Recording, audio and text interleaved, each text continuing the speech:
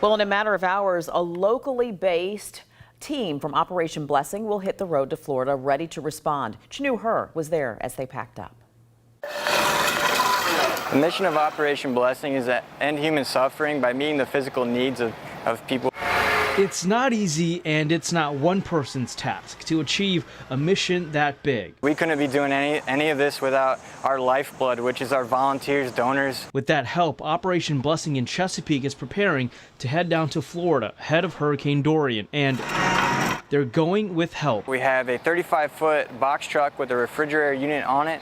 Right now it has a few pallets on it, including non-perishable food items. There's food. That's all of our construction supplies, so any debris cleanup and things like that you're going to find in here. Then there's also the physical stuff like cleaning debris and other personal goods. We're also going to be distributing goods, so that means hygiene products, cleaning supplies for household items, and then non-perishable items as well. So we're going to bring those three main components. But what helps this operation run are all of the people who come out to volunteer once Operation Blessing reaches Florida. Through local churches in that area, they've been able to get the word out. Yeah, that's exactly how it works. Anybody that's 18 and above signs a waiver and they volunteer with us, and they'll get a blue t-shirt just like the one that I'm wearing.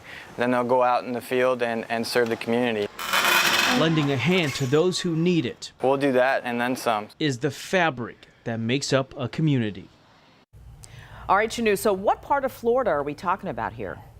Well, Nicole, this team is leaving early tomorrow morning, heading down there just north of Orlando. Now, they tell me when they get down there, they're hoping about 200 people, 200 locals will help volunteer with the crew.